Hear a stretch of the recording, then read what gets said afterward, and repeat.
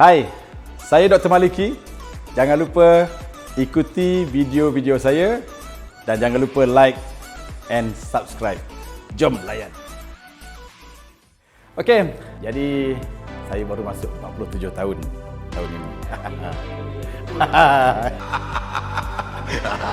Proklamasi darurat. Aduh, dah nama pun darurat. Saya memang tak happy dengan darurat, terus terang cakap. Sebab bila cakap pasal darurat memang ia menggambarkan negara dalam keadaan kesusahan. Sebab kalau ikut sejarah, darurat yang paling last ialah sewaktu 13 Mei. Sebelum tu lagi pemberontakan Parti Komunis Melaya. Dan sekarang kerana darurat politik dan juga COVID-19. Apa pun, saya fikir kita kena terima lah. Dalam tempoh 6 bulan ini, perbaiki keadaan. Siapa yang mempertikaikan proklamasi darurat ini, bagi saya, dia telah menunjukkan ketidaksetiaan kepada simbol negara iaitu Yang di-Pertuan Agong yang telah bertindak di bawah perlembagaan. Jadi saya harap, boleh tak semua orang kita fokus kepada memperbaiki keadaan. COVID kita baiki, hubungan kaum kita baiki, jangan gaduh-gaduh politik. Orang kata mungkin darurat ni memberi kebaikan pada satu pihak, contohnya pemerintah. Kemudian ada pihak lain yang contohnya pembangkang rasa mereka terhalang daripada menyuarakan pandangan sebabnya parlimen ditutup dan sebagainya. Gantung, kita terima sikit. Tunggu 6 bulan dah. Lepas tu pilihan raya, kau pilih pemimpin kau nak, parti kau nak, bawa masa ke depan hala tuju kerajaan ni elok-elok. Yang ini, saya sebagai rakyat pun tak begitu gembira tapi terpaksa terima. Proklamasi darurat ini adalah sejarah besar yang menunjukkan betapa negara sedang berada dalam keadaan sangat susah. Bercakap pasal orang terima suka tak suka macam ni lah. Saya ni dulu main bola, kurus kering.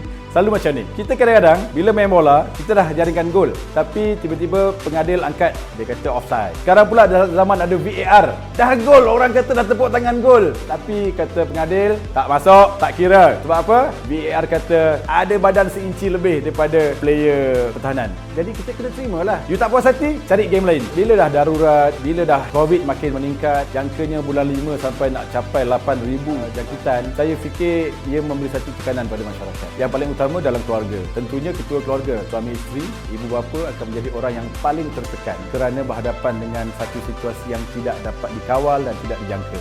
Pendapatan makin berkurang, peluang-peluang kerja makin terhakir.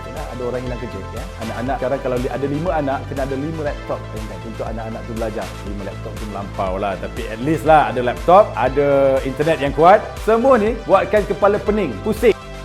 Suami isteri boleh gaduh bang, saya tahu. Tetapi dalam hal ini inilah cabaran. Cabaran dan ujian kepada hubungan suami isteri. Kalau suami dan isteri yang menjadi ketua keluarga dapat rukun damai, jangan gaduh depan anak-anak. Kalau ada masalah besar sekalipun, cuba serap, cari penyelesaian. Jangan cuba pertikaikan menuding jari. Dalam keadaan sekarang, saya tahu, dengan gaji yang kecil, peluang-peluang kerja makin kurang, peluang-peluang ekonomi makin terbatas, saya percaya ada yang berhadapan dengan masalah mental.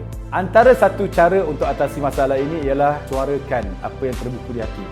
Cuba cari orang yang boleh mendengar. Kalau suami isteri, cubalah jadi pendengar yang baik. Bagaimana nak tahu pendengar yang baik? Anda bukan saja mendengar perkataan yang disebutkan oleh pasangan anda, tapi mendengar perasaan yang disebut berdasarkan kepada bahasa tubuh, desahan nafas, pandangan mata.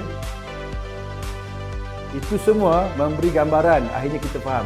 Orang Malaysia, khususnya Nusantara, suka berkias. Kalau dia tak ada duit kan, dia takkan cakap dia tak ada duit. So faham-fahamlah. Ini pun jiran tetangga kena faham. Kalau jiran-jiran sebelah dah mula macam murung sikit, tanyalah apa khabar. Anak kat sebelah tu senyap, dia tidur ke? Rupanya tak makan. Sebab itu saya suka dengan lagu yang dinyanyikan oleh penyanyi veteran lah. Mungkin orang muda tak suka, tak ingat pun. Nama dia Suhaimi Mior Hassan yang pernah menyanyikan lagu bertajuk Apabila Isteriku Tertawa. Lagu dia tentang kemasyarakatan. Mungkin boleh saya tunjukkan pada isteri saya jugalah. Aku sering bermohon pada Tuhan agar aku dan isteri sentiasa bersama, kerana semua derita hilang entah ke mana saja apabila isteriku ketawa. Apa yang saya nak beritahu, masalah mungkin tak boleh selesai sepenuhnya, tapi dengan adanya hubungan yang baik, isteri memujuk seorang suami boleh kembali rasional dan mencari penyelesaian dalam permasalahan keluarga anda. Kepada suami, sayangi isteri masing-masing kerana itulah orangnya yang berada di sisi anda sepanjang masa time susah dan senang. Berkaitan dengan pandemik COVID yang tak berkesudahan, yang berpanjangan seperti ini, dengan masalah tekanan hidup, kemarahan tak dapat dibendung. Kita kadang-kadang dah mula tidak rasional. mencari orang atau pihak yang boleh kita persalahkan. Saya tahu ada orang kata ini COVID ni betul atau tak, betul-betul dari makmal ke tak, adakah ini Zionis, ini Yahudi. Saya dengar ramai yang suka meneroka cerita-cerita konspirasi macam sekarang ini. Soalnya, awak terima tak bahawa COVID ni wujud? Memang wujud. Malaysia pun saya percaya tengah cari masalah ni kat mana puncanya. Tetapi tak wajarlah kalau ada rakyat Malaysia, khususnya umat Islam, yang mempertikaikan mufti. Bagi saya sebagai seorang penganut agama, saya bukan seorang penganut agama yang sangat baik, tetapi kan kita respect lah. Kerana mufti ni sebuah institusi. Nak jadi seorang mufti bukan kaleng-kaleng bang, bukan orang macam saya boleh jadi mufti, nama je Maliki. Saya bukan ustaz, saya baru nak start.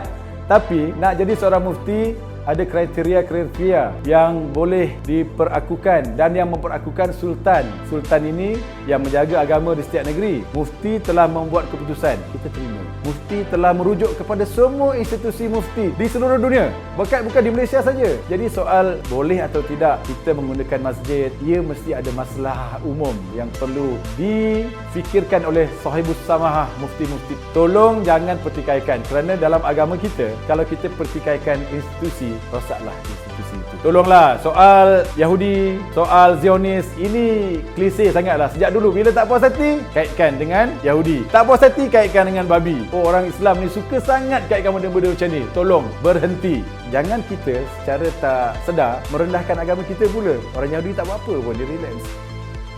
Saya nak sentuh sikit tentang perkembangan ekonomi jiran kita iaitu Indonesia. Apabila Indonesia berjaya menarik pelabur yang besar seperti Tesla, Elon Musk, saya fikir rakyat Malaysia, kerajaan Malaysia kena mula fikirkan apakah perancangan negara nanti. Kerana apa? Ia satu perkara besar. Berbilion dolar dilabur di jiran negara kita, dan apa perancangan kita? Kerana apa? Suatu masa dahulu orang Indonesia berduyun-duyun tenaga kerja Indonesia datang ke Malaysia. Adakah suatu masa nanti rakyat Malaysia pula berduyun-duyun menyeberang sempadan pergi ke Indonesia? Saya pun fikir taklah menjadi salah kalau kita adalah kumpulan konglomerat dan juga aristokrat ke sana. Tidak ada masalah. Cuma saya berharap rakyat Malaysia tidak melihat perkara itu sebagai sesuatu yang nampak macam siki-siki saja. Itu perkara besar dalam ekonomi kita. Kita kena fikirkan. Saya juga ingin ucapkan tahniah pada Pak Cik Joe Biden. Telah berjaya menjadi seorang Presiden Amerika Syarikat yang terbaru, dan siapa yang faham dan kenal Joe Biden, beliau seorang patriot yang mana telah melalui pelbagai cabaran, anak, isteri mati kemalangan, ada yang meninggal kerana kanser, tetapi beliau dengan usia yang dah warga emas tapi mampu menjadi seorang presiden. Yang paling penting, saya nak tunjukkan bahawa peristiwa yang berlaku di Capitol Hill, yang mana 5 orang telah terbunuh akibat pergaduhan penyokong-penyokong presiden yang terdahulu iaitu Donald Trump, telah mengakibatkan kematian dan pergaduhan besar. Ini tidak pernah berlaku dalam sejarah Amerika. Peralihan yang sepatutnya nampak harmoni telah gagal dan berlaku pergaduhan yang besar. Puncanya satu, kerana pemimpin gagal mengawal tingkah laku penyokong. Paling penting, pemimpin pula tidak mau ikut undang-undang, tidak mau ikut perlembagaan, tak nak mengaku kalah selepas pilihan raya yang dibuat oleh rakyat. Akhirnya membuktikan bahawa bukanlah Amerika ini sebuah negara yang juara dalam segi demokrasi. Demokrasi itu telah menyebabkan rakyat terbunuh. Berbeza dengan negara kita, saya ingat lagi, tahun 2008, itulah saatnya Kerajaan Barisan Nasional kalah kepada Kerajaan DAP. Masa itu orang ingat esok ni mesti ada gaduh. Tak ada, tenang. Kemudian pada 2018, Kerajaan Barisan Nasional kalah keseluruhan di Malaysia, tetapi rakyat tetap tenang. Bila saya banding timbang dan timbang, wow, nampaknya Malaysia lebih rasional dan peka berbanding Amerika dalam hal ini. Tahniah kepada kerajaan Malaysia dan juga rakyat Malaysia. Jadi saya harap apa yang berlaku di Capitol Hill jadikan sebagai satu pengajaran dan keinsafan bahawa pemimpin menjadi tiang kepada kedamaian. Kalau pemimpin rasional menerima kekalahan dengan baik, penyokong akan terima. Tapi kalau pemimpin tak terima, mencari cara nak elak, nak bagi kekalkan kuasa, perangat sikit-sikit, penyokong akan marah. Inilah dia! Ini pembaling. Akhirnya berlakulah seperti di Capitol Hill. Kita ingat lagi 6 bulan lagi pilihan raya ni. Jadi tolong semua pemimpin kena tanggungjawab. Biar anda jadi pemimpin yang dianggap patriot dan sayang negara. Itu paling penting. Terima kasih kerana sudi menonton siaran saya. Jangan lupa like, subscribe dan share. Dan saya suka kalau menerima apa-apa juga pandangan, tajuk-tajuk, apa yang perlu saya kupas, saya berkongsi. Assalamualaikum dan jumpa lagi. Adios.